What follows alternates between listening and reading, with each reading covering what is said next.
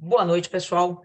Nós vamos começar hoje a falar propriamente mais a respeito do livro de Isaías, um livro extremamente interessante. Ele é tão interessante, complexo e completo, que ele, inclusive, é tratado no meio teológico como a mini-bíblia.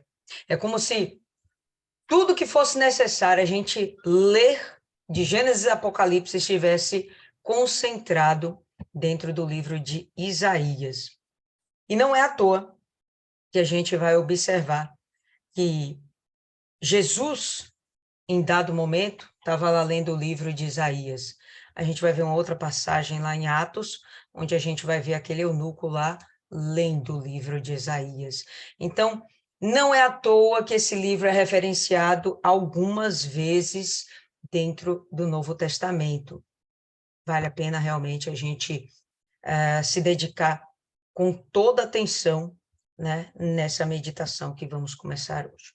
Vamos fazer primeiro a nossa oração.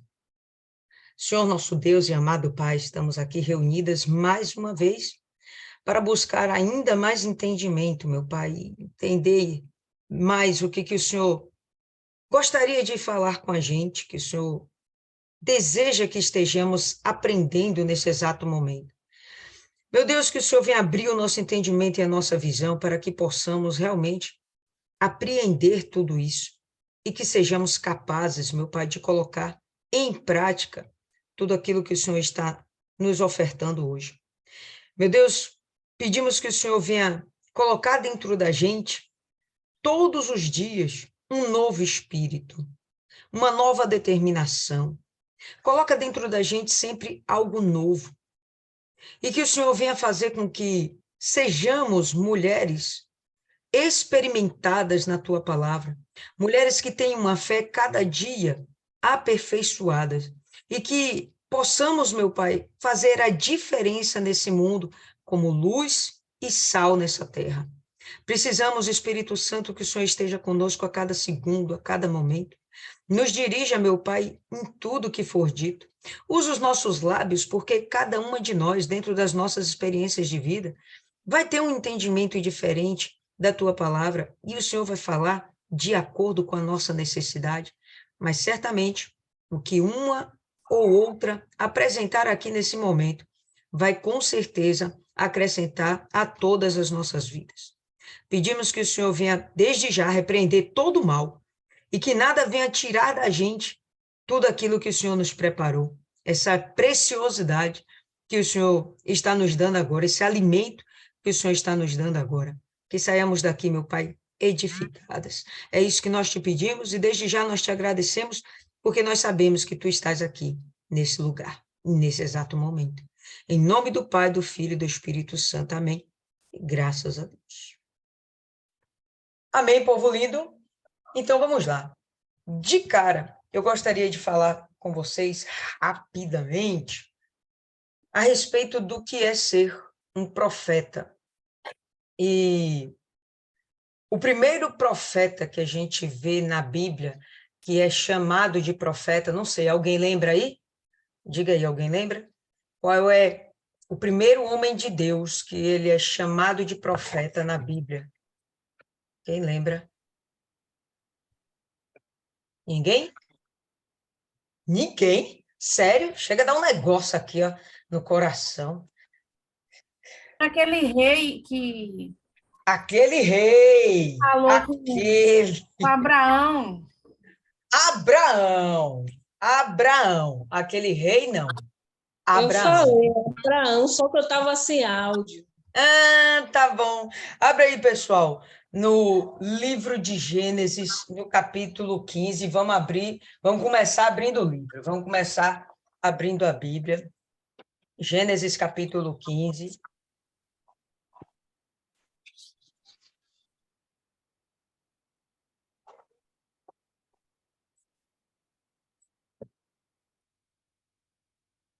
Todo mundo abriu? É um livro bem difícil de se achar.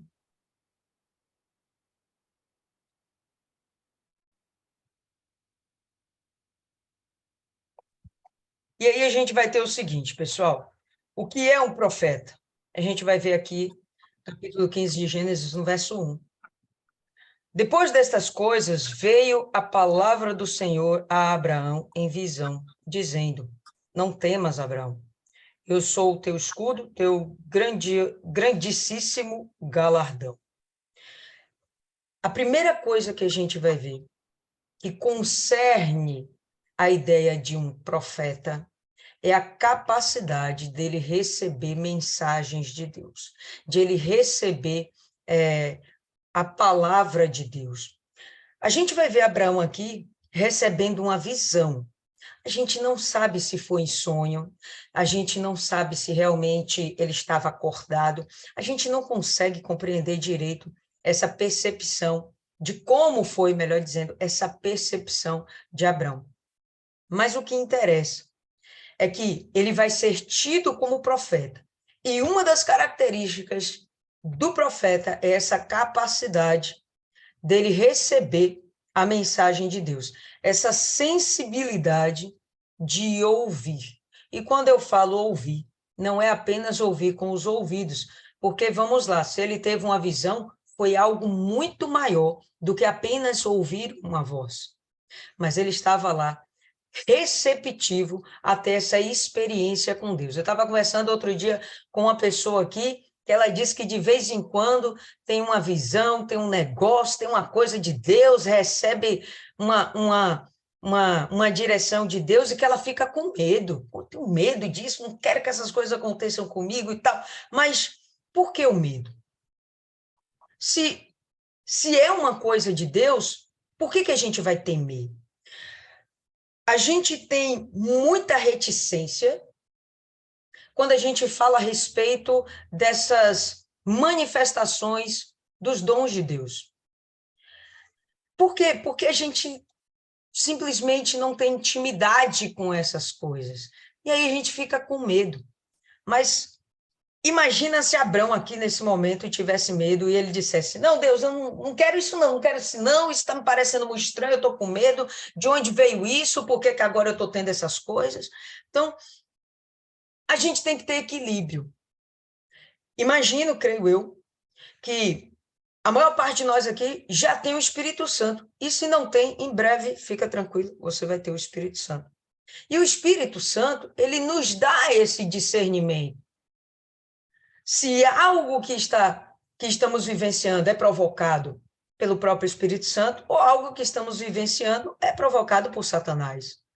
O que vai dar esse norte para a gente? Dentro da gente, a gente tem uma certeza, uma convicção de que foi Deus que falou. E pode ter certeza, não tem por que você ter medo. Você, aliás, nem vai ter medo. Agora, quando vem a consciência humana, vai e fica falando com a gente, né? Porque a gente já ouviu nossos líderes espirituais rejeitando esse tipo de coisa. Mas, gente, está na Bíblia. E o que está na Bíblia, creio eu, que não é necessariamente para ser rejeitado. Você pode até não entender o que está acontecendo, mas não significa que é demônio e que você não deva viver esse tipo de experiência, tá bom? Então, vamos lá. De cara, a gente vai ver isso aqui. Veio a palavra do Senhor a Abraão. Vamos para o capítulo 20. Pula 2 páginas aí, capítulo 20.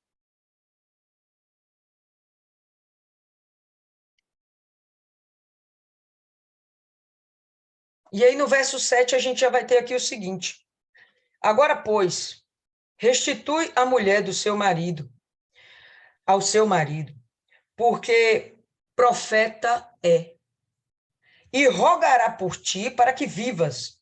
Porém, se não lhe a restituíres, sabe que certamente morrerás, tu e tudo que é teu. Então, além de o profeta ter sensibilidade para ouvir a Deus, ele tem a capacidade, o poder de interceder por alguém ou por uma nação. De uma forma tal que Deus vai ouvir. E o que Deus, ou melhor dizendo, o que o profeta falar, Deus vai consentir. Deus vai atender. Deus vai intervir. Então, A gente já sabe dessa história aqui. Esse homem, inclusive, suas mulheres eram estéreis, e depois da oração, da intercessão de Abrão, ele acaba tendo seus filhos, enfim, né? A madre dentro dessa família se abriu por causa da intercessão de Abrão. Então, o que ele tinha de especial? Nesse caso aqui, ele já é Abraão até, né? O que ele tinha de especial, pessoal? Ele era um profeta. Nós vamos falar do Isaías e vamos entender que ele também é um profeta. O que é o profeta? É alguém que recebe a mensagem de Deus e exorta o povo, abençoa o povo, direciona o povo, intercede por esse povo.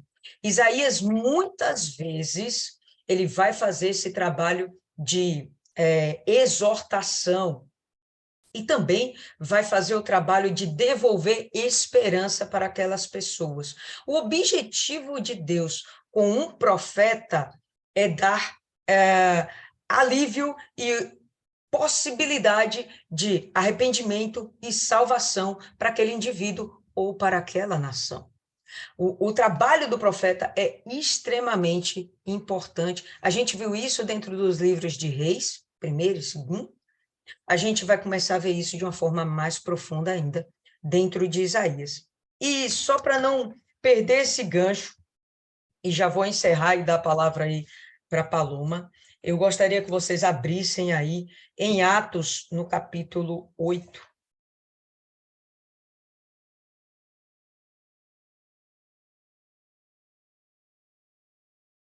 Atos,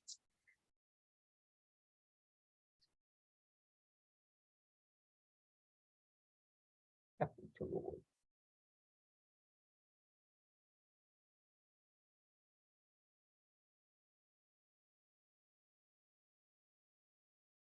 Você vai falar a respeito disso, Paloma? Não. Senão eu deixo para você. Atos quanto? 8. Pode seguir. Tá bom.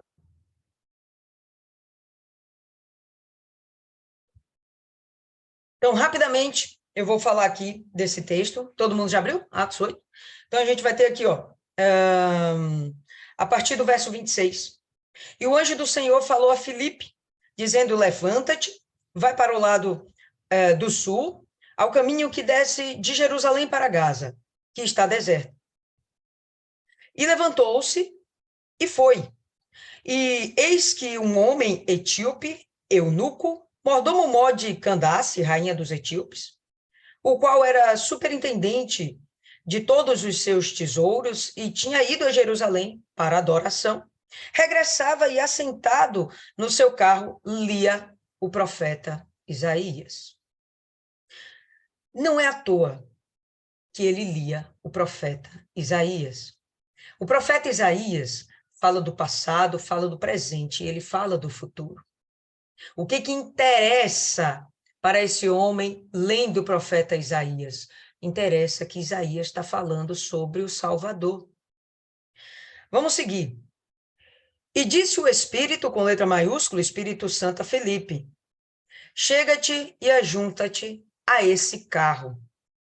E correndo Filipe, ouviu que lia o profeta Isaías e disse, entendes tu o que lês?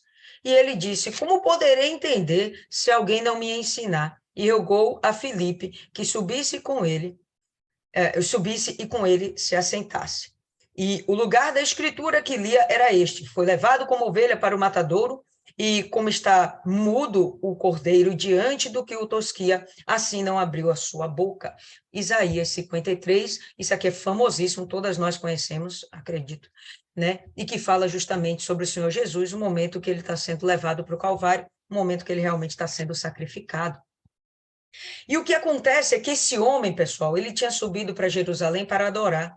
Era um homem que não era judeu, era etíope. Mas ele já tinha ouvido falar desse Deus e ele estava indo lá adorar esse Deus. E estava lendo Isaías, como a gente lê a Bíblia hoje, né? E a grande dúvida dele, eu não estou entendendo do que se fala, eu acredito nisso aqui, eu acredito que alguém foi levado como ovelha ao matadouro, Mas de quem se trata? A mesma coisa, por isso aquele prelúdio na última meditação nossa.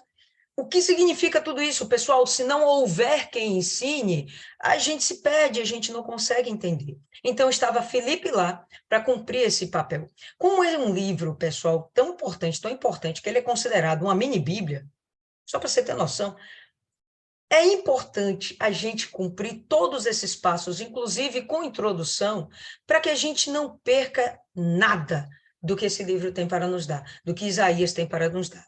Como profeta, que ele foi, nos trazendo a mensagem de Deus e ensinando para a gente como é que a gente deve agir como profeta nos dias de hoje, como profetiza nos dias de hoje.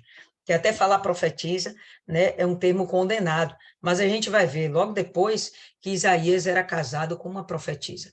E isso não era algo ruim. E provavelmente não é porque ela era pagã, mas sim porque ela tinha o mesmo dom que ele. Deus falava com ela, tá bom? Então, estou falando assim esses termos, nós entendemos muito bem por quê, porque dentro de onde nós congregamos, esses termos, essas práticas, elas são meio que execradas, meio que deixadas de lado e com um parênteses muito grande, né, com uma resistência muito grande a essas coisas. Mas, pessoal, são coisas do espírito e não são coisas. É o poder de Deus, tá bom? Então, com isso, eu estou aqui demonstrando a importância do profeta, o que é ser um profeta e a importância do livro de Isaías, tá bom? Com a palavra aí, Paloma. Boa noite, pessoal. Para começar a falarmos de Isaías, eu achei interessante só a gente ler o primeiro capítulo, o versículo 1. Se vocês puderem, já abram aí. Não vamos ler o capítulo 1 todo, não. É só esse primeiro versículo mesmo, que eu achei interessante a gente começar por ele, porque é um versículo que eu achei interessante, porque ele consegue fazer com que a gente compreenda mais ou menos o contexto histórico e também espiritual de Isaías, né? Do período de Isaías como profeta. Até porque fala exatamente daqueles reis que ele tentou, né, pelo menos, aconselhar, né? Tentou passar o que a palavra de Deus, né? Tentou passar aquilo que Deus gostaria que ele passasse, né? De fato, ser o profeta para eles, né? E aí, o primeiro capítulo, se vocês já abriram, diz o seguinte: Isaías, capítulo 1, versículo 1. Visão de Isaías, filho de Amós, que ele teve a respeito de Judá e Jerusalém, nos dias de Uzias, Jotão, Acais e Ezequias, reis de Judá. Conforme até a dona Lia mesmo falou aí, o livro de Isaías, de fato, ele é um livro que é considerado um livro completo, né, por diversos historiadores, diversos teólogos, diversas pessoas, né, que têm o conhecimento bíblico, que ele é um livro completo e, de fato, ele foi considerado também como uma mini-bíblia. E, ao passo que a gente vai estudando ele, a gente consegue compreender por quê, porque ele tem alguns pontos que eu vou desenvolver aqui que faz com que siga um certo cronograma, uma certa ordem que nos leva a perceber que ele é um livro que ele tem início, meio e fim, o que é muito interessante, porque a maioria dos outros livros, eles trazem uma ideia de continuidade, ou seja, que a partir dali vai seguir alguma sequência, né? Por exemplo, a primeira parte da Bíblia é dividida em 3 partes, né? A primeira parte dela, que é a Torá, ela tem um ponto, ela tem um ponto final, só que ela é um ponto final, mas ela dá abertura para nos dizer que vem ali um outro, a partir dali vai acontecer um outro, né, uma outra situação, um novo período da história. E já Isaías não, ele traz um fechamento mesmo, que no caso da parte da Torá, a gente sabe que finaliza com com Moisés, né? E já no caso de Isaías, ele já entra mesmo com a parte dos profetas, que ele é chamado, eu até anotei aqui, porque esses nomes, ele é chamado de Nivim, assim que fala, gente? Vocês deram para Nevim, Nevinho. Nevim, né? Pronto, Nevim, que na verdade significa profetas, né? Em Hebreus, então, é essa segunda parte da Bíblia que traz os profetas, sendo Isaías um dos maiores, considerado o maior livro. Ele foi considerado o maior livro profético da Bíblia. Ele tem 66 capítulos e o significado de Isaías é o Senhor é a salvação. Só pelo significado do nome, a gente já consegue perceber que ele vai trazer, né, mesmo ele passando por diversas situações, o principal que ele vai trazer para a gente é apresentar o Senhor Jesus como o Salvador. Ele vai trazer aqui durante o livro, nós vamos ver vários capítulos que vão realmente estar ligados diretamente e é possível ter uma tradução e um entendimento muito claro que estamos falando do Senhor Jesus. Eu achei interessante a gente separar o momento em que ele passou um pouco com cada profeta, com cada rei, só para a gente dar uma olhadinha aqui. Se vocês quiserem abrir, eu separei aqui. Vamos falar aqui um pouquinho de Uzias, só para a gente entender quais foram, porque esse primeiro capítulo de Isaías, Deus já vem como trazendo juízo por conta de toda a iniquidade do povo no período.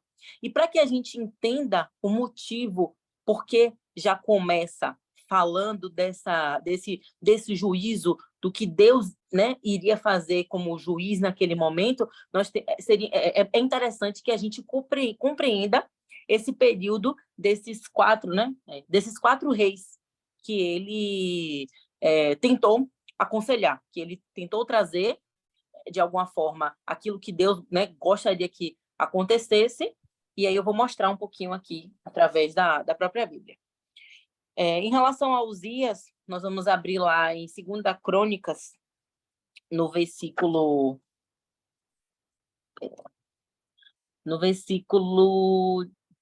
26. Aí eu separei só alguns... no capítulo 26. Eu separei só alguns versículos para não ficar nada muito extenso. Aí a gente vê aqui.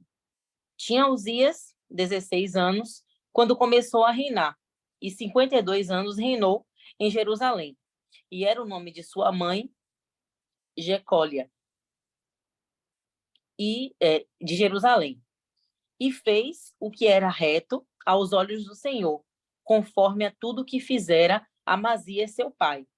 Porque deu-se a buscar a Deus nos dias de Zacarias, que era entendido nas visões de Deus. E nos dias que buscou ao Senhor, Deus o fez prosperar. E assim, a gente já passou por esse livro, até porque a gente leu esse mesmo versículos parecidos lá em 2 Reis. A gente falou sobre esse rei, e nós sabemos que foi um rei que ele até começou a boa obra. Ele começou, ele entendeu a necessidade que ele tinha de servir a Deus, de seguir os mandamentos do Senhor. Ele tinha conhecimento, né?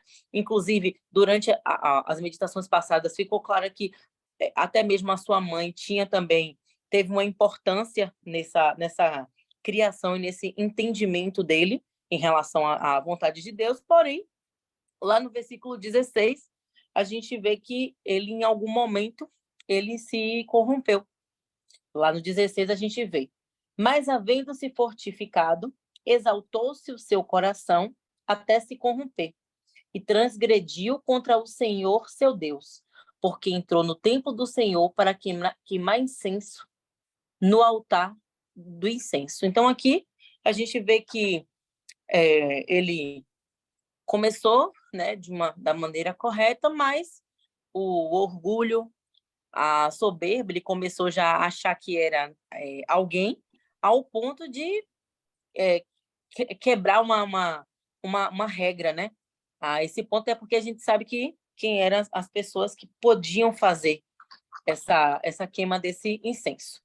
E lá no 22, vem o seguinte: quanto ao mais dos atos de Uzias, tanto os primeiros como os últimos, o profeta Isaías, filho de Amós, o escreveu. Então, aqui fica claro que durante o livro de Isaías, nós vamos encontrar momentos onde, em alguns capítulos, eu não separei porque eu achei que fosse ficar muito extenso, Crônicas 26, Dri. Eu li o versículo 3, 4, 5, 16 e 22. Quanto ao, eu achei que ia ficar um pouco extenso, mas aqui o livro deixa bem claro que nós vamos encontrar relatos lá no livro de Isaías dos momentos em que ele realmente vai aconselhar o Uzias do que seria a vontade do Senhor, porque ele recebeu a visão de Deus justamente para isso. Essa eu acho interessante como Dona Lília começou a falar em relação da gente ter a sensibilidade de escutar aquilo que Deus quer falar, que sexta-feira aconteceu uma situação, né, interessante, que eu acho que vale a pena trazer, né? Acho que, né, testemunhos assim são relatos, não é testemunho, mas são relatos mesmo. E eu estava trabalhando na reunião sexta-feira à noite, agora, ontem, né? E eu terminei de arrumar as coisas lá para a reunião e eu fui para o salão. E aí eu fui falar com umas pessoas, mas na hora o Espírito Santo pediu para falar com uma pessoa, né, em especial, e eu parei para conversar com ela. E quando eu parei para conversar com ela, automaticamente o próprio Espírito Santo colocou para eu falar de um determinado assunto, porque é uma pessoa que eu conheço um pouco, não tanto, mas que eu conheço um pouco, e sei do que ela está passando, né? Do problema que está passando na vida dela. E eu não fui, na verdade, ali com a intenção nem de falar sobre isso. É só porque eu tenho esse costume de cumprimentar as pessoas ali que estão no salão enquanto não começa e tal. E aí eu fui para poder falar com ela. E quando eu fui falar com ela, o Espírito Santo foi e fez. Fale sobre isso, toque nesse assunto, converse sobre isso. E aí eu fui lá, conversei com ela sobre o assunto, ela me contou, aí começou a falar que estava muito desanimada, que não estava vindo para a igreja e tal, e a gente falou, né, eu peguei e falei, não cabe aqui agora, mas eu peguei e falei com ela, conversei, passei uma palavra mesmo de fé, disse que não era para ela desistir e tal, conversei, e durante a reunião, eu percebi o Espírito Santo confirmando, né, aquilo que eu tinha conversado com ela. E na hora eu estava ali na frente, e quando o Espírito Santo falou, eu tentei não olhar, sabe, para a pessoa, porque fica uma coisa muito chata. Só que ela estava olhando para mim. E ela me deu tipo um sorriso, sabe? Como se falasse, é, é isso mesmo. E assim, eu achei isso muito bacana, porque quando a gente fala sobre ter essa sensibilidade, é ser honrado, né? Por Deus, podendo ser cooperador, né, da obra dele, servir a ele dessa maneira. Aí eu achei legal trazer isso daqui. Mas voltando para os reis, esse período aqui de Isaías, ele começa mais ou menos por volta do finalzinho do ano, é porque é decrescente, né? Fica entre os anos 750 e 698, mais ou menos, antes de Cristo. Pelo menos o relato que eu tive, do que eu procurei e pesquisei, foi que foi mais ou menos nesse período aí, de 750 a 600 de 750 a 698, mais ou menos, antes de Cristo, foi o período que ele teve como profeta. Lá para falar sobre Jotão, eu separei aqui já o capítulo 27 do próprio livro mesmo de Crônicas. E eu só separei, acho que com ele aqui foi um só, que fala o seguinte: o primeiro capítulo, o primeiro versículo e o segundo versículo. Tinha Jotão 25 anos de idade quando começou a reinar, e reinou 16 anos em Jerusalém. E era o nome de sua mãe, Jerusa, filha de Zadok. E o segundo vem. E fez o que era reto aos olhos do Senhor, conforme a tudo que fizera Uzias, seu pai, exceto que não entrou no templo do Senhor. E interessante aqui embaixo ele separa a seguinte frase: e o povo ainda se corrompia. E se a gente for procurar, a gente não vê tantas coisas, só pelo início, a gente percebe que Jotão, ele foi uma versão um pouco melhorada, né, do pai dele. Mas essa passagem, eu nem fui adiante, porque essa passagem deixou bem claro que, por mais que ele tivesse tentado fazer aquilo que agradava ao Senhor, a corrupção dentro do povo já tinha tomado uma proporção tão grande que apenas ele e apenas o curto período de reinado dele não foi suficiente para que as pessoas voltassem para que as pessoas se voltassem para o Senhor Jesus. Então aqui diz bem claro que, poxa, ele fez aquilo tudo, ele não entrou no templo, né, não cometeu isso igual ao pai dele, mas em compensação as pessoas ainda estavam corrompidas, ou seja, para o Senhor Jesus, ou para Deus, ele ainda teria que fazer juízo, porque as pessoas ainda estavam idolatrando, principalmente idolatrando a outros deuses, e o pecado ainda estava reinando entre os povos. Então, fica bem claro que, por mais que ele tivesse até feito um reino que inicialmente, né, teria agradado ao Senhor, mas que ele não conseguiu fazer com que as pessoas servissem a Deus. E isso lembra novamente o que tanto a gente já falou, que isso é algo que a gente sabe que a raiz nasceu lá com o rei Davi, né? Nasceu com Davi. A partir do momento que ele trouxe isso, né, para o próprio reinado, e que tomou essas proporções ao ponto de que, mesmo que mudasse o rei e a visão do rei naquele momento, mas as pessoas ainda estavam, infelizmente, corrompidas ao ponto de ainda não conseguirem entender a mensagem. Depois disso vem o rei Acais, que aí é logo no capítulo 28, que diz o seguinte: tinha Acais 20 anos de idade, primeiro versículo, quando começou a reinar, e 16 anos reinou em Jerusalém, e não fez o que era reto aos olhos do Senhor, como Davi, seu pai. Antes andou nos caminhos dos reis de Israel, e além disso fez imagens fundidas a Balaíns.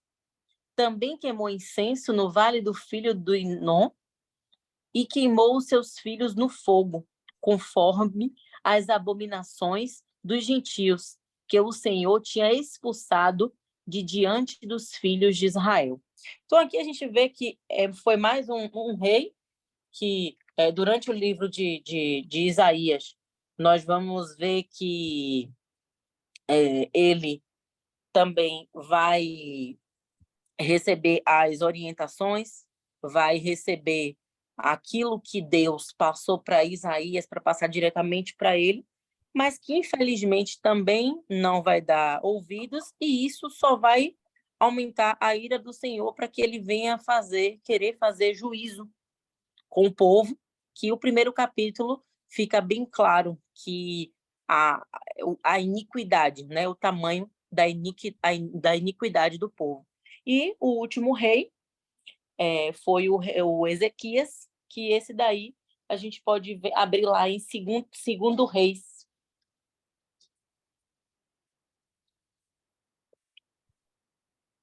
Desculpa, segundo Reis 17.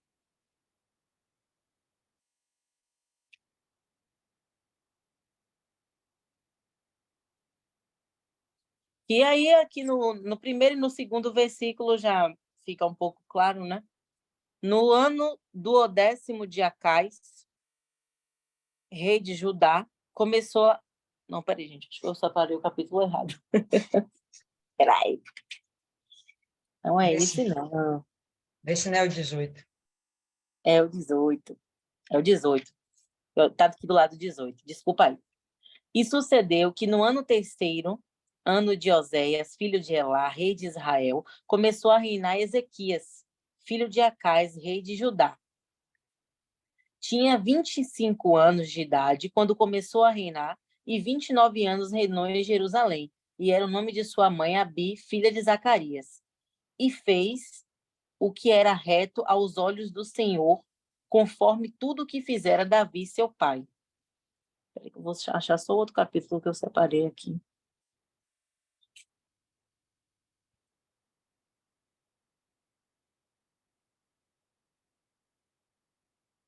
Ah, eu não estou achando qual foi o capítulo que fala onde ele cai. Onde ele cai? Sim. Aqui. Lá no versículo 14, tem lá. Então, Ezequias, rei de Judá, enviou ao rei da Síria a Laquis, dizendo: Pequei, retira de mim tudo o que me impuseres, suportarei. Então, o rei da Síria impôs a Ezequias, rei de Judá, 300 talentos de prata e 30 talentos de ouro. E não nessa parte aqui, não. E assim deu Ezequias... gente, eu não tô lembrando qual foi a parte que eu separei, não. Eu tinha separado todos os reis, eu não lembro mais onde foi que eu anotei. Mas, enfim, resumindo, né?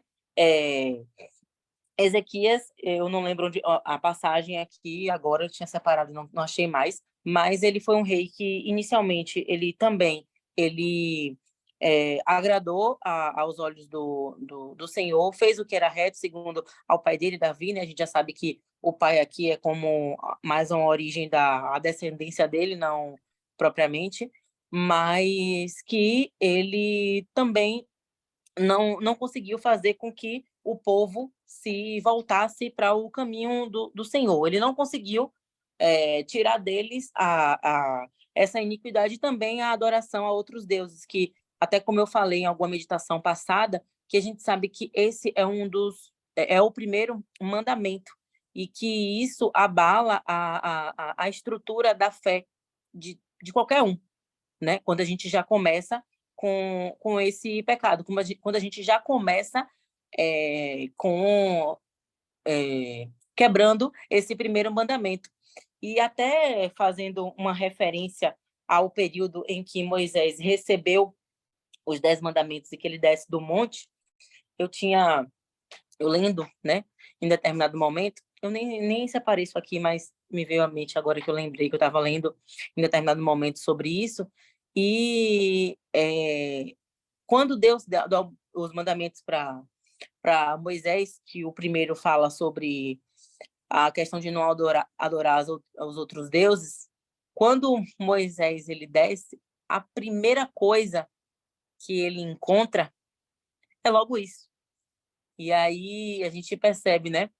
Quanto tempo ele ficou lá no monte, quanto tempo ele teve que passar para poder ouvir a voz do Senhor, ouvir o que Deus tinha para dizer ao povo, e depois de tudo que ele teve que passar, né, para poder tirar o povo dali, do cativeiro de Faraó, para quando ele desceu, ele encontrou a primeira coisa que o Senhor Jesus falou que seria abominável para ele, né, que era um dos seus mandamentos, que seria o primeiro. Então, a partir dali, a gente já percebe como estava, quão corrompido estavam as pessoas, que eles chegaram ao ponto de adorar a outros deuses, mesmo sabendo quem foi que tinha feito tudo por eles. E assim como esse povo também aqui, uma das maiores iniquidades cometidas por ele era também essa adoração a outros deuses, que levava, é claro, a todos os outros pecados, né? Ao ponto da gente ver em Isaías que eles são chamados de Sodoma, né? E Gomorra. Que a gente vai ver, se eu não me engano, acho que no próprio primeiro capítulo, a gente já vê Deus fazendo essa exortação, né? Fazendo essa comparação maravilhosa, né? De Sodoma e Gomorra. Vamos lá. Ele é um livro que, se a gente reparar, ele é um livro que ele não vai seguir uma ordem cronológica. A gente não consegue... não, ele vai começar de um determinado capítulo, aí depois vai ser um início, um meio, um fim. Não. Ele tem uma divisão que você vai perceber que ele tem uma parte que é antes do exílio babilônico, durante o exílio babilônico e o pós. A gente consegue até identificar essa separação no livro de Isaías, mas a gente sabe também que esse primeiro capítulo dele já começa com Deus fazendo juízo, né? Com a própria Jerusalém, né? Começa ele fazendo juízo. Porém, a gente percebe que durante os outros capítulos ele traz momentos isolados com cada rei e o próprio capítulo 6, que é quando, de fato, nós vamos perceber que inicia a caminhada de Isaías como profeta, né? Que é aquele versículo que eu acredito que todo mundo já teve a oportunidade de ler em algum momento, que é quando ele recebe realmente aquela visão, que ele é levado diretamente até o trono do Senhor Jesus, o trono de Deus. E é interessante, né? Porque é no versículo 6. Então, se fosse para a gente analisar de maneira cronológica, seria começando com essa visão para que a gente compreendesse o porquê que ele se tornou profeta. Porque é uma sequência que a gente tem. A pessoa, para ser o homem, para ele se tornar pastor, né? Quando ele se tornar pastor, ele primeiro recebe a unção, e essa unção faz com que ele, né, se torne lá pastor. E aqui a gente já vê que não tem essa ordem cronológica, então nós nem podemos esperar isso. Então, realmente, é um livro que vai requerer da gente atenção e vai requerer que a gente medite o máximo espiritual possível. Porque como a gente viu que foi trazido por Dona Lília ontem, vai ser um livro que ele realmente vai ter um universo de figura de linguagem absurdo. Muitas vezes é difícil compreender, mas nós percebemos algumas coisas durante o livro, e uma das coisas que eu achei interessante é que a palavra salvação, eu até anotei aqui, ela aparece mais de 27 vezes no livro de Isaías, né? E isso já mostra que, com certeza, vai ser um livro que vai falar bastante sobre o Senhor Jesus, tanto o Senhor Jesus como servo, porque também é um livro que vai ensinar para a gente perfeitamente como ser servo, como servir, principalmente, se eu não me engano, lá por volta do capítulo 48, se eu não me engano, que vai falar sobre como servir, e também vai apresentar a Deus como o próprio Cordeiro, que dá a gente o direito, né, à salvação. E aí eu separei uma coisa que eu achei interessante, é que essas duas partes, como ele apresenta o Senhor Jesus. Aí, se vocês puderem abrir, é spoiler, né? Mas vamos lá. A gente abre lá em Isaías, no livro 52, que ele apresentando o Senhor Jesus como um servo.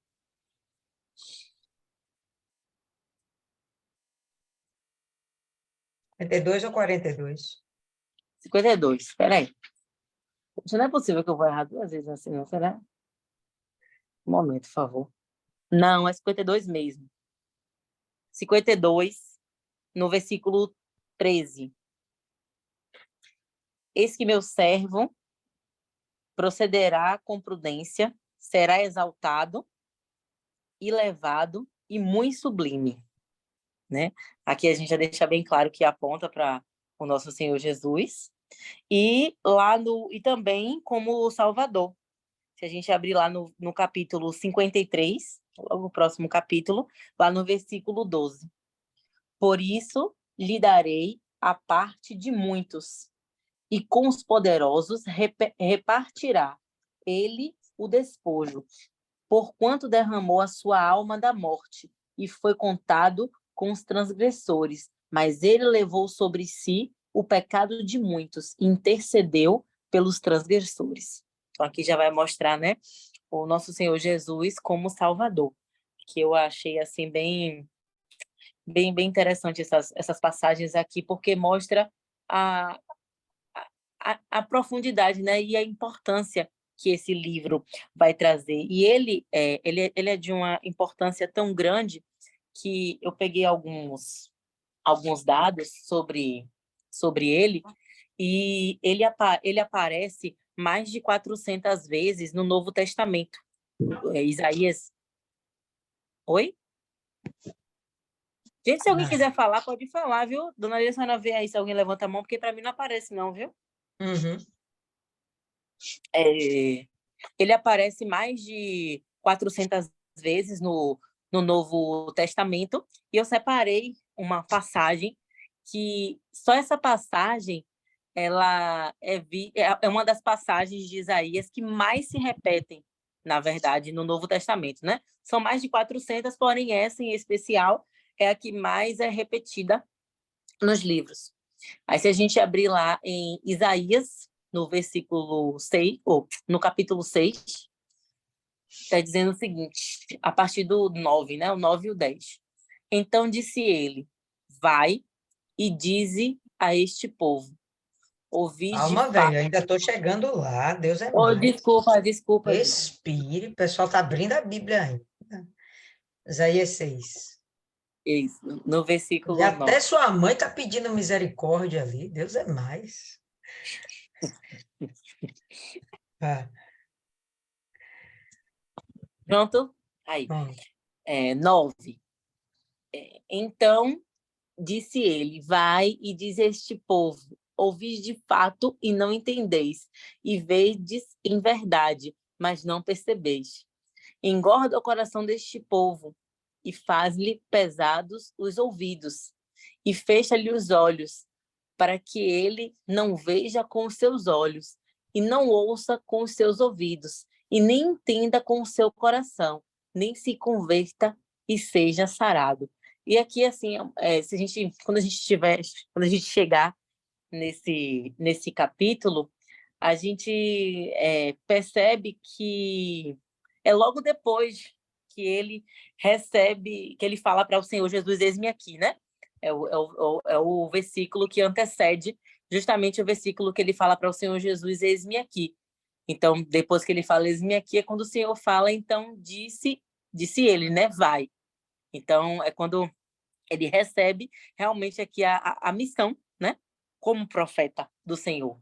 E a gente vê que essa repetição, para não ficar uma coisa muito monótona, né? Eu só peguei uma, mas se vocês por um acaso tiverem curiosidade, tem Mateus, tem Marcos, tem Lucas, tem João e tem Atos. Mas eu separei aqui Mateus, o versículo 13. Se quiserem abrir, eu vou Capítulo 13. esperar. Capítulo 13. Pô, tô difícil hoje, né? Tá, hoje tá. Você está nervosa? Fique calma, desacelere. Eu, quando tô nervosa, acho que é burrice, sei lá, mas passa.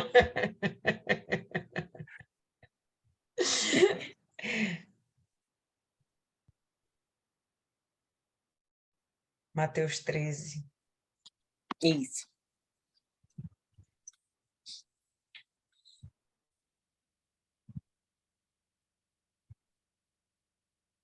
E lá, novamente, a gente vê lá. E nele se cumpre, desculpa, eu falei, né? Capítulo 13, versículo 14. E nele se cumpre a profecia de Isaías, que diz, ouvireis, mas não compreendereis, e vendo vereis, mas não percebereis. Porque o coração desse povo está endurecido, e ouviram de mau grado com seus ouvidos, e fecharam os olhos, para que não vejam com os olhos, e ouçam com os ouvidos, e compreendam com o coração, e se converta, e eu os cure.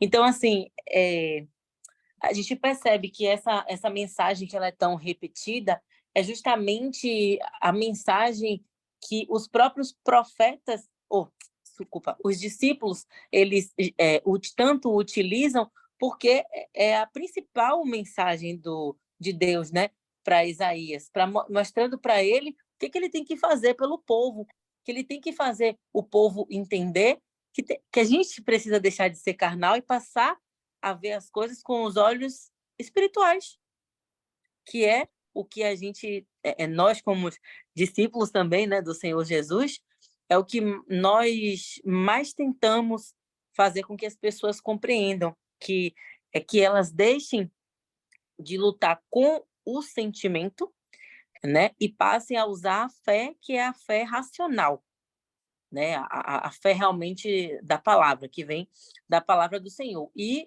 que só fique claro, né, eu não sei até se não lembro se ele falou sobre isso ontem, mas que quando ele fala aqui em relação a compreender com o coração, esse coração aqui não é um coração sentimento, né? Só que fique claro, até porque acaba até nem fazendo sentido quando a gente fala de não ser por sentimento e ser racional, e na mesma frase utilizar que é para compreender com o coração. Quando ele fala aqui como o coração, é no sentido espiritual, no sentido do espírito, né?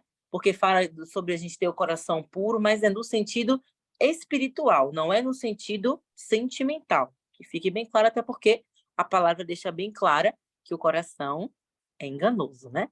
Que não devemos dar ouvidos para ele. Continuando.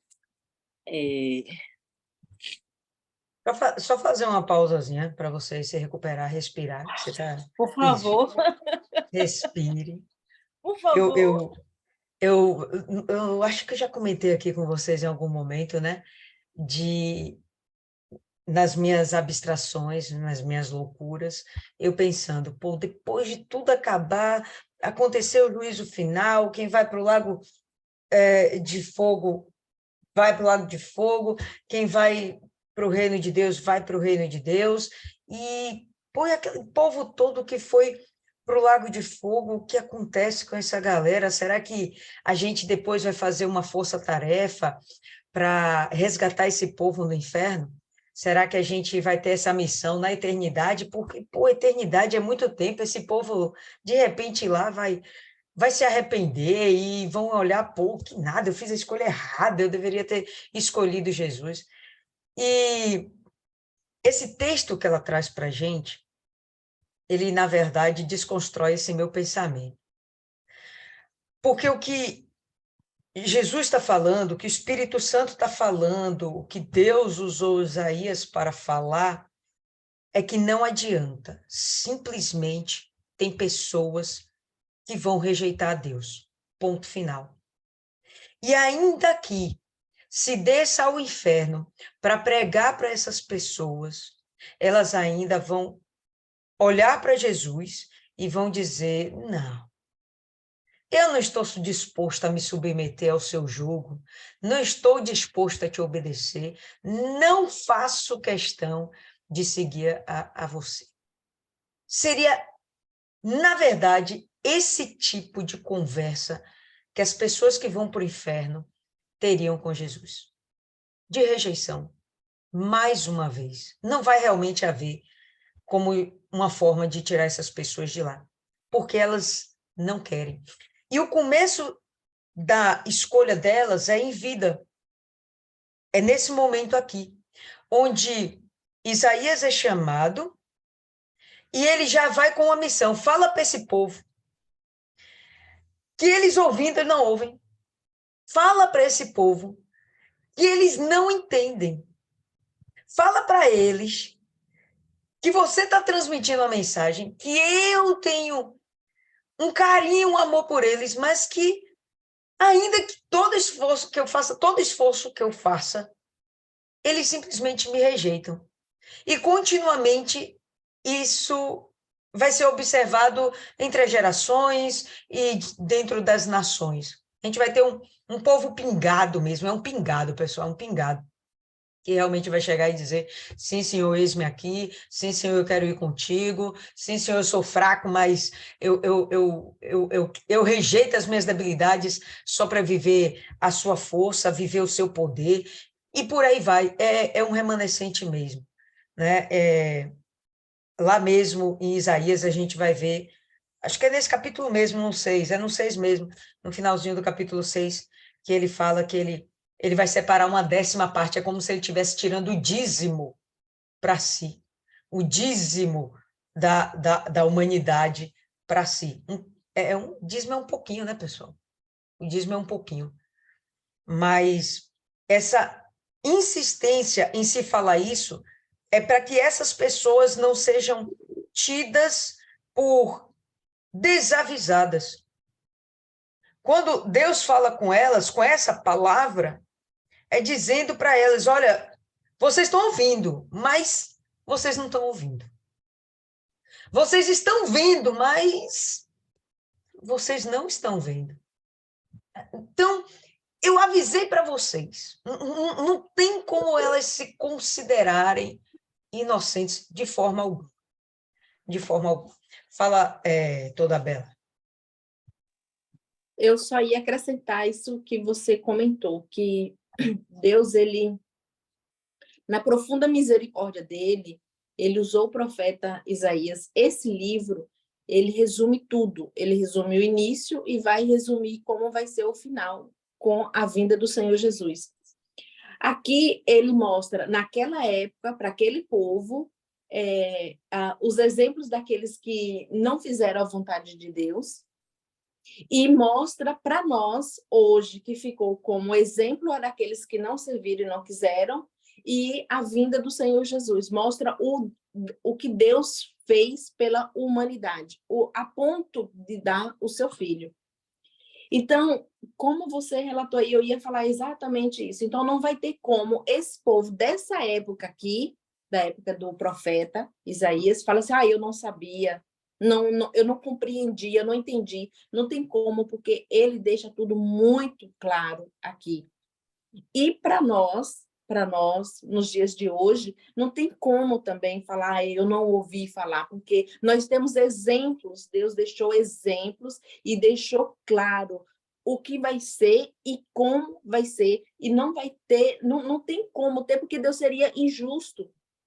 Se esse povo aqui que não quiseram o Senhor Jesus se prostituíram, esse povo que adorava outros deuses, aí vão morrer, vão para o inferno, e vai ter, de qualquer forma, um dia de salvação para eles. Não, peraí, nós negamos a nossa vontade, nós negamos a nossa carne para fazer a vontade, para servir o Senhor Jesus, e aí vai ser todo mundo vai para o céu. Não seria justo. Sabe que é muito interessante que eu lembrei que um dia eu estava conversando com uma cliente minha, e ela falou isso, ela falou assim, poxa, mas como Deus ele é injusto, só uns podem ser salvos, outros não. Eu falei assim, não, só um pouquinho. Você vai para a festa todo final de semana, você bebe, cada final de semana você fica com um cara se prostituindo. Eu não vou na festa, eu não bebo, no domingo de manhã cedo eu estou na igreja, não me prostitui, você quer me igualar a você no dia da salvação? Aí sim seria injusto. Porque realmente é assim. Então, o livro de Isaías são palavras muito sábias e muito claras. Então, só não tem argumento nem para aquele tempo e nem para o nosso tempo. Véi, tu deu uns tapas de luva de pelica. Continua aí, Paloma. Rapaz, Deus é mais. Ainda bem que eu já me converti, não achei cristiano no meu caminho. E assim, sabe, dona Lília, a senhora que ficava falando isso, se a gente pegar o versículo 31 do capítulo 1... Estamos falando de que livro agora? De que livro? Isaías. Isaías. Se a gente pegar ali o versículo 31, que é o último, eu acho que fica um pouco claro que esse pessoal, não vai ter jeito para eles. Porque fala o seguinte, e o forte se tornará em estopa, e sua obra em faísca, e ambos arderão juntamente, e não haverá quem os apague. Então é isso, né? Acho que ele deixa bem claro, porque ele começa esse capítulo realmente fazendo juízo, de fato, mostrando toda a ira mesmo que Deus ele se irou aqui, né? A ira dele profunda por tudo que estava acontecendo. Eu até separei um versículo desse mesmo capítulo que na minha Bíblia eu até grifei, botei uma seta e escrevi, gente, assim, com uma exclamação, porque aqui, olha, se você começa, a gente começa o livro, eu não sei qual foi a intenção da pessoa, né, que fez aqui essa compilação, mas começar por esse capítulo, realmente assim, né? Para quem não está no caminho do Senhor, desanima, porque não é fácil. Não é fácil, porque a gente vai ler aqui agora o versículo 24 do capítulo 1 de Isaías, e diz lá: portanto, diz o Senhor dos exércitos e o forte de Israel. Já tem uma trindade aí representada, a gente já vê que aparece uma trindade, então Deus ele vem força total nesse momento, 100%. Ele vem 100% aqui. Artilharia pesada. Artilharia pesada que não vai dar, não tem para ninguém, né? Se ele viesse só Senhor, já seria complicado. Aí ele veio como Senhor e Senhor dos exércitos. A gente já sabe que ele vem para a guerra, para a luta. Aí ele ainda vem como forte de Israel, aí é o defensor, aí, sorry, mais uma vez. Aí ele começa, e esse não é de contemplação. Esse não é de regozijar. Esse é um como é que eu posso falar? Eu diria de ironia. É. Poderia ser. E ele chega. Tomarei satisfação. Meu Deus, tomando satisfação, Jesus. Comigo não, Senhor. Tomarei satisfações dos meus adversários e vingar-me-ei dos meus inimigos. Olha, eu não sei nem o que falar, porque aqui realmente fica claro para que a ira de Deus chegasse a esse ponto, primeiro, que como ele fala aí, mexeu e deixaram frágil como ele fala, a filha de Sião, né? Eu acho que ele usa essa expressão. É isso, filha de Sião. Mexeram, deixaram ela de lado e para que ele chegasse com essa ira, a gente sabe que, até porque, por mais que tenha escrito na palavra e deixe bem claro esse nível de iniquidade, a gente sabe que somente Deus tem o poder de saber o que tem dentro da pessoa. A própria palavra diz que ele conhece o nosso coração. Então, ele sabia quais eram as intenções do povo. Isso fazia com que ele se irasse mais ainda, porque ele sabia que, poxa, se até esse momento que eu vou fazer de uma forma que que o povo vai precisar se exilar, né? Novamente, eu sei o que eles estão fazendo. Imagine que Deus não viu dentro dele para chegar mesmo a esse limite. Que são coisas que, por mais que estejam escritas aqui, a gente não teria capacidade, né, de saber, porque para ele chegar a esse nível de ira, realmente a coisa não estava legal. A coisa não estava boa. Mas a notícia boa é que se a gente for lá em Gênesis, no capítulo 49, a gente vê a esperança de Judá, porque a gente não traz só notícia ruim. A gente vê lá a notícia, vamos lá. Afinal de contas, são portadores de boas novas, né? Por favor, pelo amor de Deus. Aí lá no 49, meu Deus, será que eu errei de novo? Não é possível assim. No 49, no versículo...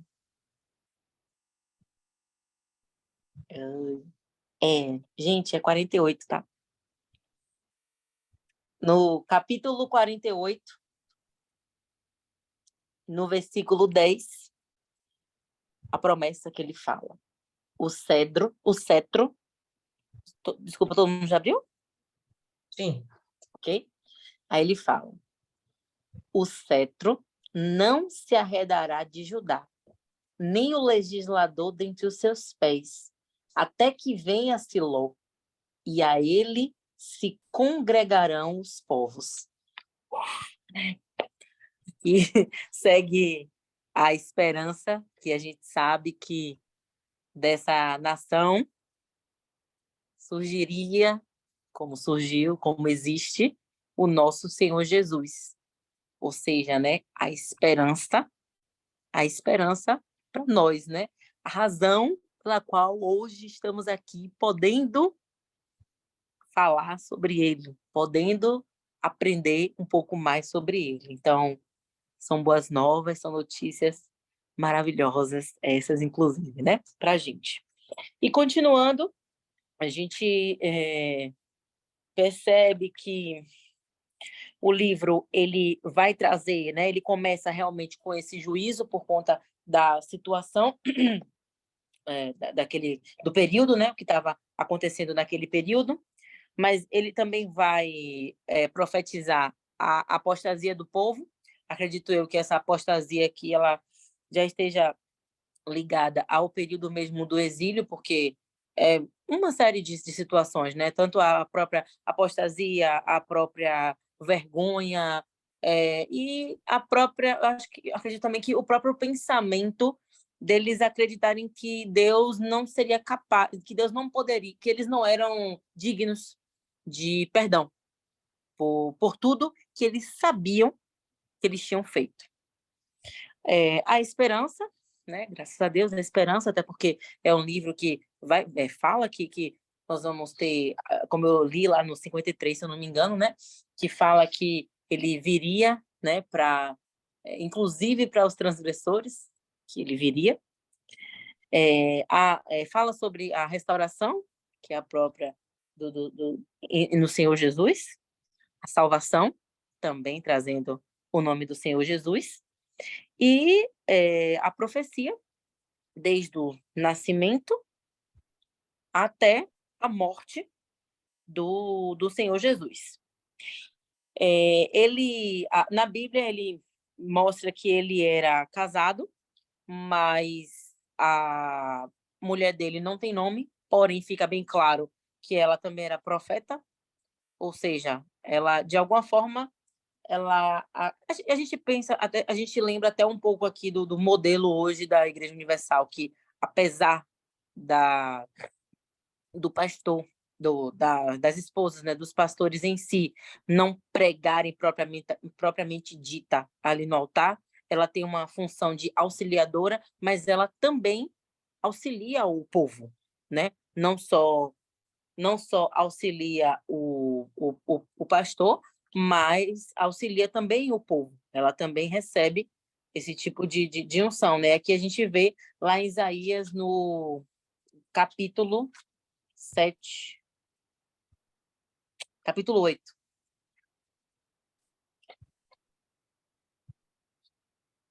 No versículo...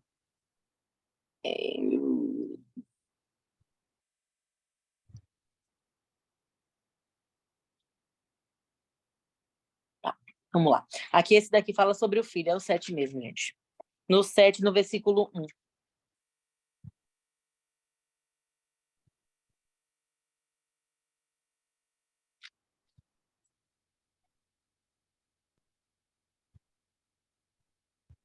Desculpa, é isso mesmo. Meu Deus, que situação. No capítulo 8, no versículo 3. E fui ter com a profetisa, e ela concebeu e deu à luz um filho.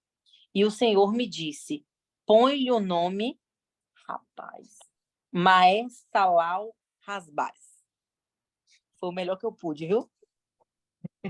Então, fiquem com isso. E lá no 7, agora sim, no 7, no primeiro, a gente vê que aparece um segundo filho.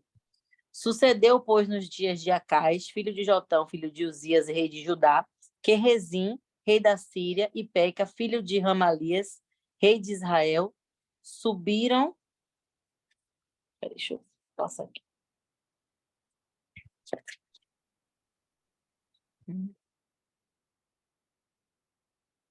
Eu não sei por quê, mas eu separei isso aqui tão bonitinho e agora eu não consigo mais achar. Assim, capítulo 7, versículo 3. Então diz o Senhor a Isaías: agora tu e teu filho, Seajazube, eu acho que é assim que fala, saí ao encontro de Acais, ao fim do canal do tanque superior, no caminho do campo do lavandeiro. Então a gente vê que durante a Bíblia aqui o que eu achei foram realmente esses dois filhos, se tiveram mais, não sei, mas só o Senhor, o Deus só achou importante destacar esses dois de alguma maneira, e aqui tem mesmo. E aí eu vi tanto no capítulo 8, que a gente vê lá, foi um nome muito grande para repetir, mas vocês entenderam. E no 7 também aparece um segundo filho. Ai, vamos lá, eu separei outras coisas aqui também. Inclusive, o nome desses filhos são nomes proféticos e falam a respeito da restauração de Israel. Assim como o nome de Isaías é um nome profético também. Sim.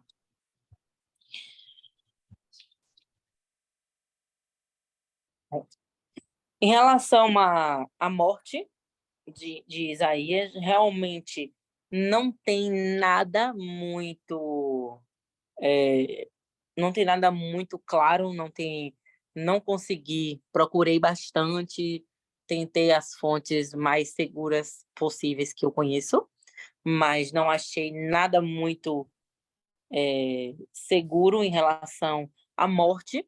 A única coisa que fica bem clara é se a gente abrir lá em Hebreus, no no capítulo 11. Está estreito.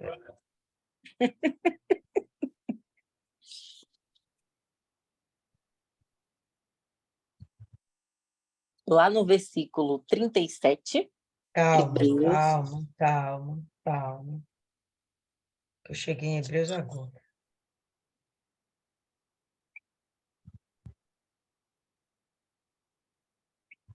Onze.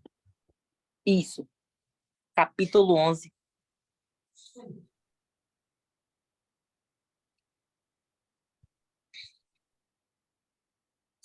Rapaz, eu disse que ia ser rápido, né? Foi não, né? Você mentiu. Não Hoje está teve. demais. Está demais, hein? E eu cortei muita coisa, viu? Pronto. Hebreus, capítulo 11, lá no versículo 37. Está lá escrito. Pode ser o 36, versículo 36. E outros experimentaram escárnios e açoites e até cadeias e prisões. Foram apedrejados, cerrados, tentados, mortos ao fio da espada, andaram vestidos de peles de ovelhas e de cabras, desamparados, aflitos e maltratados, dos quais o mundo não era digno, errantes pelos desertos e montes, e pelas covas e cavernas da terra. E todos estes, tendo tido testemunho pela fé... Não, essa parte não.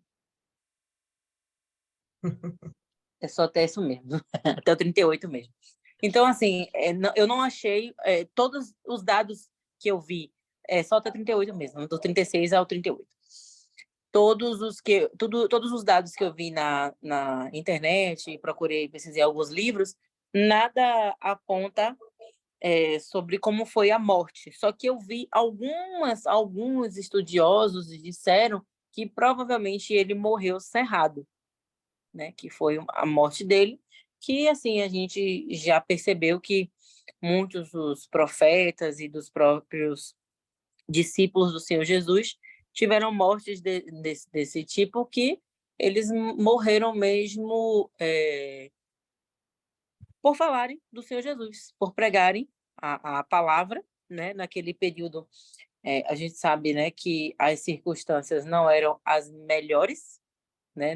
Que não queriam aceitar a palavra de salvação, não queriam aceitar o próprio Senhor Jesus como o Messias, a gente sabe, né, no caso da época dos discípulos, e da época de Isaías, que é a dos profetas, muitos reis, que é o caso desse próximo rei, que inclusive, acho que é Manassés, né? Manassés, que é o próximo rei, que a gente sabe que vai ser um rei bem complicado, né? Um rei que com requintes aí de crueldade. Que acho que Isaías tem umas pequenas passagens que falam sobre esse rei também. Eu acredito que eu consegui passar aquilo que eu me propus a fazer. Espero ter conseguido ajudar vocês a compreender o início de Isaías. Como eu disse e repito, não é um livro realmente fácil, é um livro que por experiência própria, porque o primeiro capítulo eu já meditei. É um livro que o mais interessante é que realmente leia primeiro o capítulo todo para poder pelo menos entender a ideia central daquele capítulo e depois vá olhando versículo por versículo. É muito importante entender o contexto histórico do momento. Por quê? Porque o contexto histórico ele vai implicar diretamente no contexto espiritual. Porque a gente, entendendo o contexto histórico, a gente também consegue compreender qual era o tipo de fé no momento daquelas pessoas, qual era o tipo como eu posso falar, de dogmas, de leis divinas que eles tinham naquele período, que eles tiveram acesso. Porque é muito importante ressaltar que o que a gente tem hoje, que é a Bíblia completa, eles não tinham naquele período, né? Eles não tinham acesso a essa palavra que eles tinham. E esse momento aqui de Isaías também, a gente já percebe que tem uma... Como é que... Palavra, meu Deus, que também já estava saindo das questões que a gente encontrava lá no Deuteronômio, né? das questões envolvidas da Torá, dos sacrifícios, para já entrar em um outro momento, que já era o momento do Senhor Jesus. Então, tinha essa dificuldade, porque nós temos dificuldade com a mudança. Nós temos essa dificuldade. Então, eu imagino que o povo também tinha naquele período essa mesma dificuldade do desconhecido, né?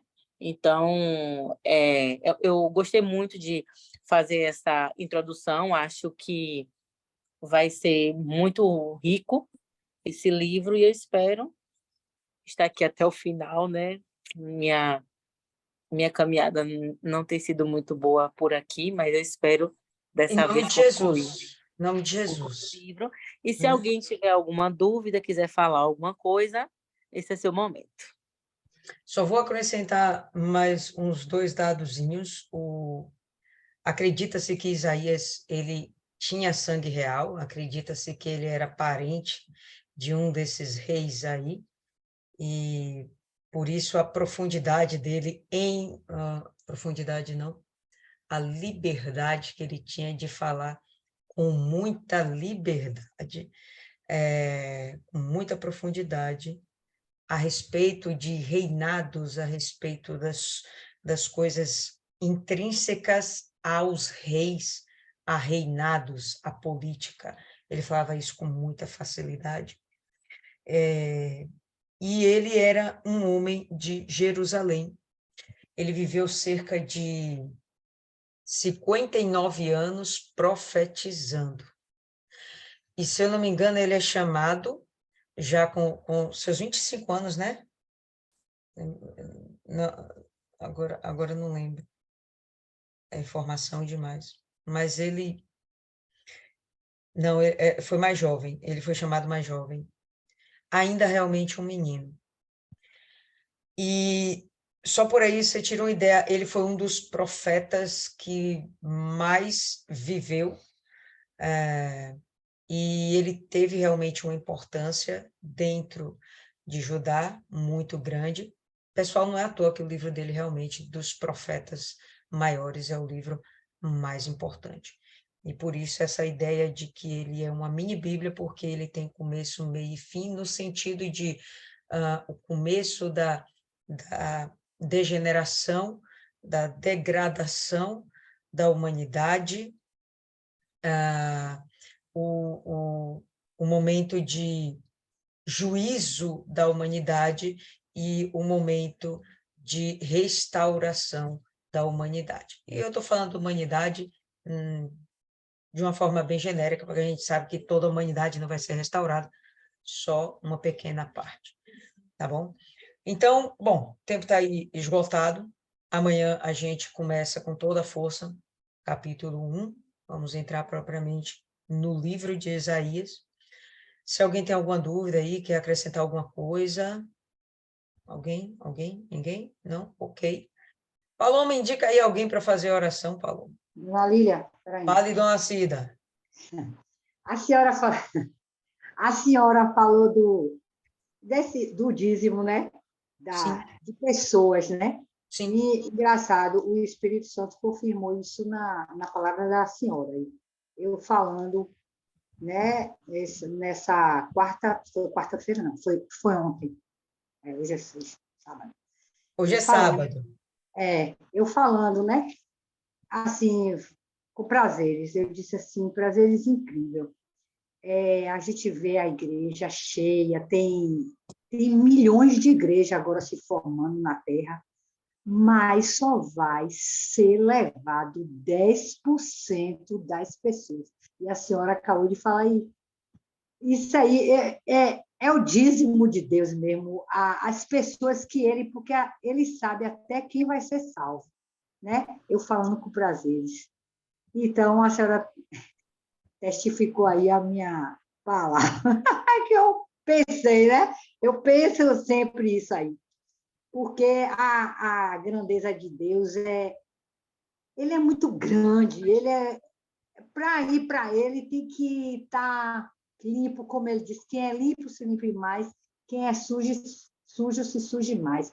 Então, a gente que conhece a palavra dele, a gente tem que cada dia mais se limpar, porque a gente tem a obrigação de se limpar, porque a gente conhece quem é Deus e conhece a grandeza dele, porque quem vai nos condenar não é Deus, é a própria consciência do ser humano, a olhar para aquela grandeza, né?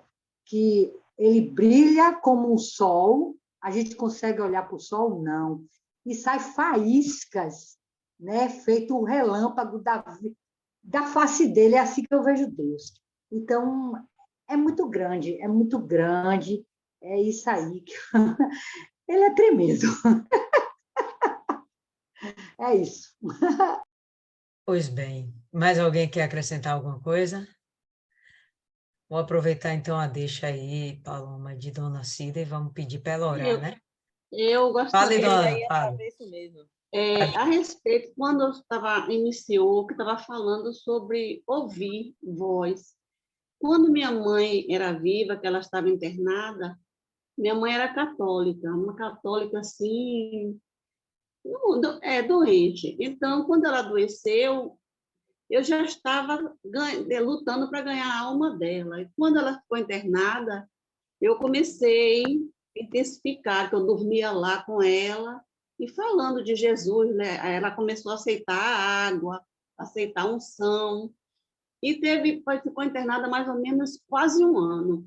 E teve um dia que eu fui dormir com ela, e quando eu entrei, ela me perguntou, aí fez o sinal, era o óleo, perguntando se eu tinha levado para ungir ela. E no início ela tinha muita visão de pessoas, de um pai de santo da rua que perseguia ela, disse que ele estava lá, estava dando risada dela. Isso tudo era o que? Era perturbação. Mas com o tempo ela foi se acalmando, o semblante dela foi mudando, ela foi aceitando Jesus. E no dia que eu fui dormir com ela, quando eu entrei, beijei ela e minha irmã saiu e passou para mim o plantão. Então, quando eu estava curvada beijando ela, eu ouvi uma voz forte que me disse, batize ela. Eu tomei um susto. Olhei para um lado, olhei para o outro e fiquei assustada. Aí não neguei. Aí fiquei conversando com ela e tudo, depois novamente, batize ela, aquela voz firme. Passou, aí eu me assustei, eu disse, meu Deus.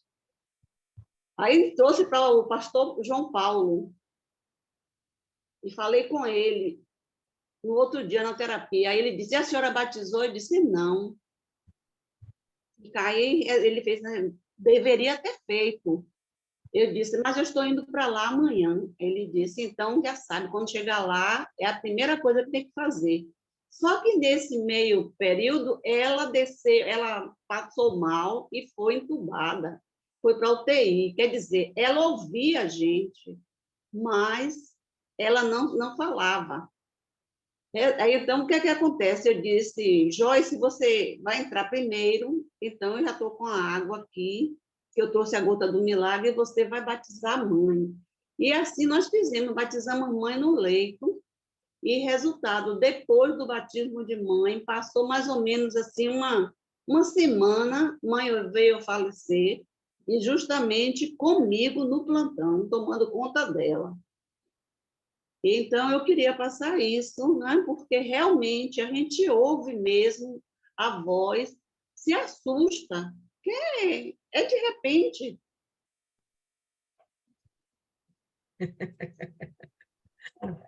Como não assustar, né? Como não assustar? Quando eu falo para a gente não ter medo, não significa que a gente não vá se assustar com experiências extraordinárias com Deus.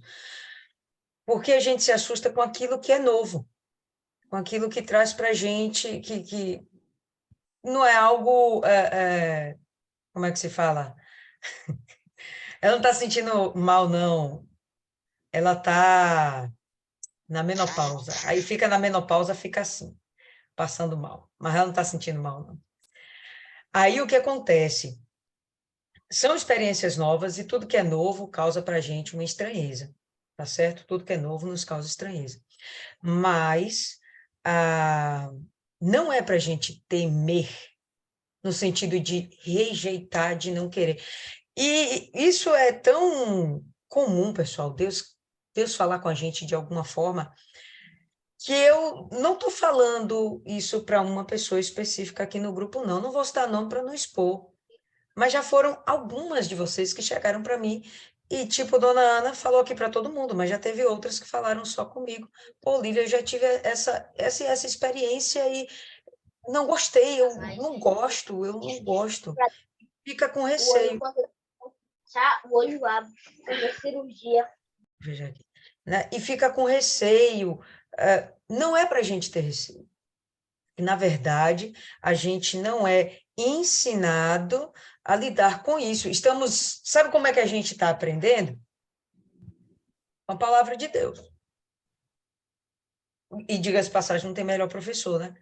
É o Espírito Santo quem está nos ensinando. Porque, a depender da situação, uma pessoa vai ouvir uma experiência dessa, vai estar ouvindo vozes, está endemoniada.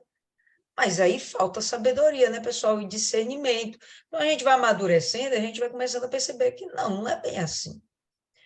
Eu já falei aqui para vocês de um sonho que eu tive, que eu estava literalmente indo para o inferno. Eu sabia que eu estava indo para o inferno por causa de uma má companhia na minha vida. O carro, ele tinha um destino certo, um lago imenso de lava. E a proporção que eu adiantava em direção ao lago, eu via uma estrada de asfalto ficando para trás e tudo aquilo sendo engolido pela lava. Eu falei, me lascar, estou no inferno. Era muito nítido. Quem me deu essa revelação? Foi um sonho, para mim foi um sonho. Foi um sonho mesmo, sonhei. Para mim foi um sonho. Mas foi mais do que um simples sonho, que a gente às vezes sonha e não tem o menor sentido. Não, para mim fez muito sentido. E aquilo ali serviu para me alertar. Foi um sonho onde eu acordei assustada, e aí a gente até pensa, pô, foi coisa de Deus ou foi coisa do diabo? Porque a gente não sabe lidar bem com aquela experiência e fica assustado. Mas você acha que o diabo quer me alertar sobre o fato de eu estar indo para o inferno? Não faz sentido? Faz algum sentido? Né? Então, são experiências que cada um de nós aqui vai ter. Não tem por que ter medo. Não tem por que ter medo. Entende? É só isso que eu quero dizer. Não estou dizendo para vocês nada além disso. Só estou dizendo, não tenham medo. Porque quando o Espírito Santo quiser usar a gente, alguma forma ele vai usar. E se a gente ficar com aquele receio, não quero, não entendo, bom, pede que o Espírito Santo dá discernimento e você vai perceber se aquilo vem do Espírito. E eu duvido que você tendo o Espírito Santo, o diabo vai ter oportunidade de tocar em você. Adriana e Fernanda estão levantando a mão aí. Eu vou passar para elas. Eu duvido que vá ter essa permissividade do diabo vir e tocar na gente, falar com a gente, quando o próprio Espírito Santo é quem tem que ter essa liberdade, entende? É só a gente ter uma maturidade espiritual que a gente vai desenvolvendo isso aí. Muita tranquilidade. Eu acho que quem levantou a mão primeiro foi a Adriana. Fala, Adriana.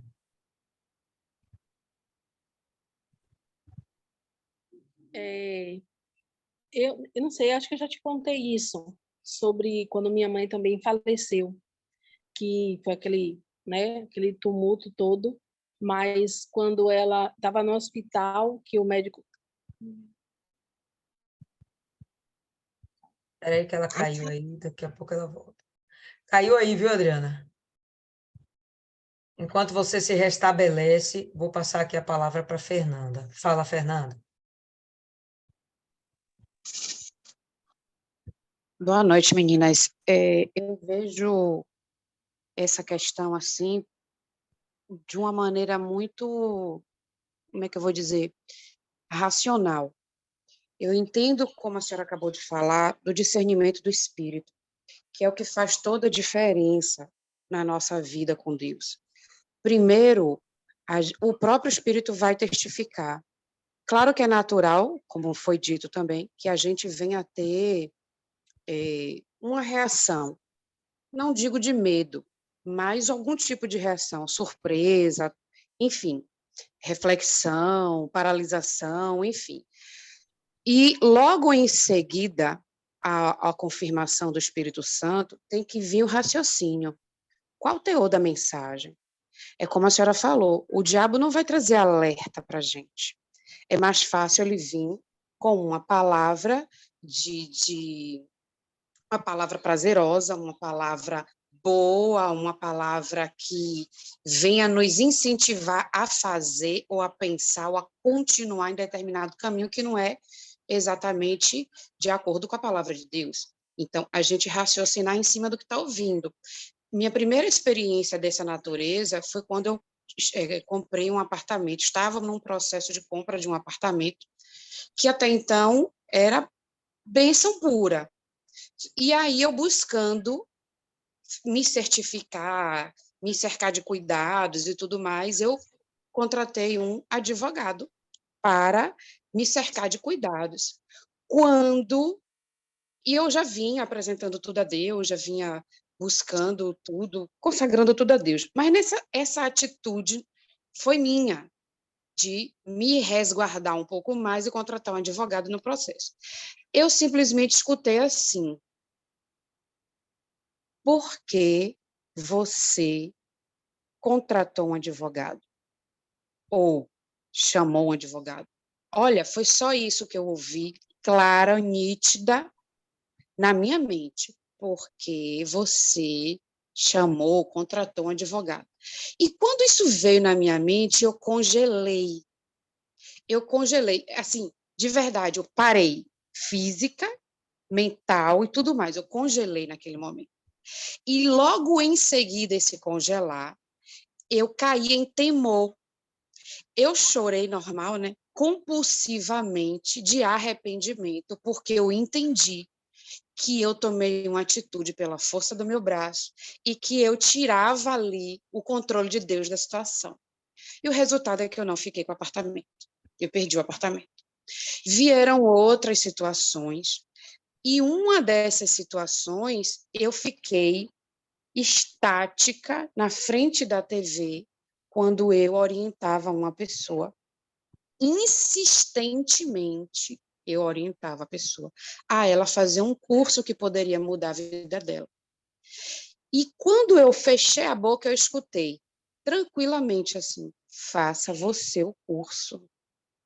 É uma frase simples, porque pode parecer simples, mas dentro da gente tem uma proporção e uma grandeza que me fez ficar, mais uma vez, assim, o mundo à minha volta congelou, a minha cabeça naquele momento ali ficou processando aquilo, porque dentro da gente vem com um efeito muito grande, não é simplesmente uma voz que você ouviu, ela vem, ela te alcança no íntimo.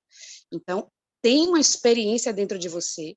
Então, naquele momento, pessoal, eu fiquei congelada, tipo, entendendo a grandeza daquela voz que eu ouvi e daquela direção. Então, tem outras situações, enfim. O que eu quero trazer com isso? É o testificar do Espírito Santo, que é a tranquilidade, a paz. Sim, o temor, sim, tem que ter. De a gente saber que é o próprio Deus falando com a gente vai perceber. Segundo, refletir em cima do que a gente ouviu, porque o diabo nunca vai trazer uma palavra de exortação que confronte a palavra de Deus, ou que vá de acordo à palavra de Deus, e também uma palavra de edificação espiritual. Então, nessas questões que eu acho interessante a dona Lília falar disso, a gente nunca falou sobre isso na meditação até hoje, que são pontos da Bíblia que não são, eu vou colocar assim, trabalhados na nossa denominação. Não são amadurecidos. Isso faz com que a gente fique cru, eu vou dizer. Assim, a gente fica sem um entendimento do porquê sim, do porquê não, se está na palavra de Deus, se é bíblico, a gente fica meio que imaturo ao lidar com determinadas situações. E isso faz com que, às vezes, a gente fique pensando bobagem, como a dona Lília também acabou de falar. Enfim, é isso aí. Eu já tive uma outra experiência, já compartilhei isso aqui com vocês, com a maioria de vocês, pelo menos, e eu sei que aquilo ali foi demoníaco. Eu trabalhava fora, e, enfim, em outro município, e naquele dia eu estava dormindo numa casa onde todos os profissionais de saúde dormiam, né? A prefeitura pagava, enfim. E o quarto que eu ficava eram 2 beliches. E eu dormia num dos beliches na cama de cima. E eu acordei no meio da noite, não sei que hora era, tudo escurão, escuro, mas eu consegui enxergar um vulto mais escuro ainda, muito preto, e que ele estava montado na cabeceira da minha cama, no pé, na cabeceira, como se fosse um passarinho, né? Um urubu, como se fosse um urubu. Então ele estava lá com os pés assim cravados e olhando para mim, mas era a pessoa era um homem, um homem negro muito escuro, muito negro. Mas era nítido que não era um homem, dá para perceber, dá para entender, né? Era um vulto, mas a forma de homem e negro. E quando eu abri o olho, eu não consegui me mexer, eu não conseguia fazer nada. Ele chegou, pulou, deu um salto e ficou em pé. Ele deu um salto lá do pé da cama e ficou em pé. E ficou em pé de uma forma que a altura dele, a cabeça dele, ficava da altura da cama que eu dormia. Então, eu via a cabeça dele, eu via que ele estava olhando para mim e via em minha direção. Saiu do meu pé em direção à minha cabeça. Rapaz, aquilo ali me deu um pânico, velho. Deu um pânico e eu tentava acordar, eu tentava fazer alguma coisa, eu não conseguia. Enfim, eu despertei, eu olhei para um lado, olhei para o outro, eu não vi nada. Eu acredito que muitas de nós aqui já teve experiências desse jeito, né? E naquele momento eu tenho certeza absoluta que não tinha nada de Deus. Aquilo era Satanás, sem sombra de dúvidas, o diabo, mostrando para mim, né? Não que ele quisesse mostrar, mas deixando muito claro, estava muito claro, que ele dominava a minha vida. E foi um momento que eu estava entrando na igreja ainda, sabe? Então, muito nova, enfim, no dia seguinte eu fui conversar com o pastor. No dia seguinte, eu fui para a igreja, conversei com o pastor, pô, pastor, na cidade lá mesmo onde eu estava, pô, pastor, aconteceu uma situação assim, assim, assim, assim, ele chegou, não, toma aqui a água, consagra, joga água lá, pronto. Aí chegou de noite, pá, joguei a água lá no quarto, quando o pessoal não estava vendo, pronto, fui dormir, beleza, no dia seguinte eu voltava para cá, para Salvador, domingo eu ia para a igreja, pronto, domingo foi para a igreja de manhã, e aí, saio da reunião. Eu ia na igreja de Portão. Quem conhece a igreja de Portão sabe que na frente tem um calçadão. E eu estacionava meu carro ali, naquele calçadão. Eu estacionava ali. E aí eu fui guardar a Bíblia, porque sempre que a gente termina a reunião, né, tem aquela a resenha, as comunicações, etc. Enfim. Saí de dentro da igreja, fui para a porta do meu carro, abri para guardar a Bíblia. Antes de eu abrir, eu vi o reflexo no vidro de uma pessoa falando comigo. E era nítido que era um mendigo, andarilho. E ele chegou e falou assim comigo: por que você jogou água em mim? E aí, quando eu virei para trás, esse mendigo já estava sentado. Gente, um segundo, meio segundo, sabe? Virei para trás. O cara estava sentado no meio-fio do outro lado da pista, onde hoje, inclusive, tem uma lanchonete.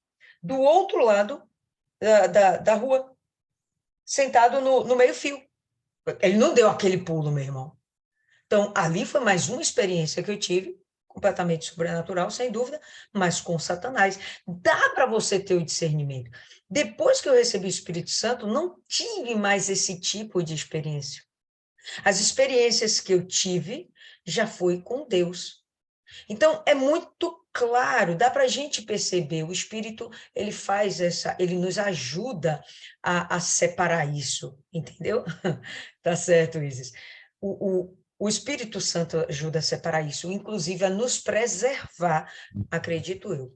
Ele nos preserva de termos experiências com o diabo. Porque eu digo? Porque depois disso eu nunca mais tive esse tipo de coisa, visão, de vulto, nunca mais. Entende? Então, por isso eu falo, pô, quando você tem o Espírito Santo, você está preservado. O que você vai ter é experiências com Deus, então não tem por que você ter medo. E deixa que isso, o Espírito Santo trabalhe em você. Bom, se ele não falar com você, vai falar com quem? Pombas. Ele quer usar a gente, entende? Então, deixa ele usar a gente como profeta das nações. Fala, dona Mari, só para finalizar. Com a senhora a gente finaliza, porque já vai dar meia-noite. Não, vai dar 11 horas. 5 para as 11. Ó, por nada todo mundo fala na minha hora. Tudo bem, fique à vontade. Me perdoe. Vai ser rápido? Vai. Essa coisa de aviso, que eu até te contei, mas realmente é complicado, porque aconteceu comigo o quê? Quando o pastor João estava aí, em Vilas, o pastor João sempre ia para a catedral, né? Sempre. Eu não sabia o dia. Do nada, o pastor João, vou para estava na catedral. Aí, quando é de madrugada, eu sonhei o pastor João todo vestido de paletó, gravata, parecendo roupa de domingo. E pastor João entrando num buraco, com o carro e tudo. Aí eu falei, meu Deus do céu. Quando eu acordei, Deus fez assim, vá orar para o pastor João agora. Mas eu ouvi a voz, vá orar, vá para o banheiro orar para o pastor João agora. Botei o joelho no chão, orei, meu Deus, eu não sei como é que pode um membro orar por um pastor assim. O que me assustou foi isso. Deus pedir para um membro orar por um pastor, eu não sou nem obreira. Eu ainda falei isso antes de orar, eu não sou nem obreira. Ah, tá. Aí eu orei. Quando é no outro dia, pastor João, no meio da reunião, gente, nem te conto, nem conto a vocês o livramento que eu tive hoje. Eu saí da catedral, quando eu vim na paralela, simplesmente meu carro está todo acabado de um lado só, e não aconteceu nada comigo. Aí eu lembrei que Deus tinha pedido para orar pelo pastor. Isso foi uma coisa assim, eu fiquei assustada. Quando ele contou isso, meu Deus, fora outras coisas que já aconteceram. Deus me chamar, ore por Paloma agora, e ora. Ore por não sei quem agora, e eu orar, e depois a pessoa chegar, quando já aconteceu na época que Paloma estava no mundo, e eu indo para a igreja. Deus, ore por Paloma agora. Quando Paloma chegou, minha mãe, de madrugada, ficou na rua, na festa lá, formou uma confusão, parecendo que ia ter problema com o pessoal que estava comigo. Do nada, o cara pegou, foi embora e acabou a confusão. Deus mandou naquela hora orar. Isso, às vezes, me assusta muito. Me assusta, porque, como vocês falam, nós não temos esse costume na igreja, né? De aviso por sonho. Eu nem gosto de sonhar, na verdade. Eu não gosto de sonhar. Eu peço a Deus, meu Deus, eu não quero sonhar. Eu prefiro não sonhar do que ficar com isso no juízo. Mas não tem que ter receio. Infelizmente, nós temos dentro do povo evangélico, muitos maus testemunhos que envolvem esse tipo de dom, e aí o que a igreja faz prefere fingir que isso não existe e condenar todo tipo de manifestação do Espírito Santo. Realmente, Não dá, mas eu cara. assim, Não sabe dá. por quê? Porque quando eu estava fazendo o ponto de fé lá em Lagoa dos Fatos, Deus fez assim, tinha um grupo de meninos, um de 11, um de 12 e uma menina de 13.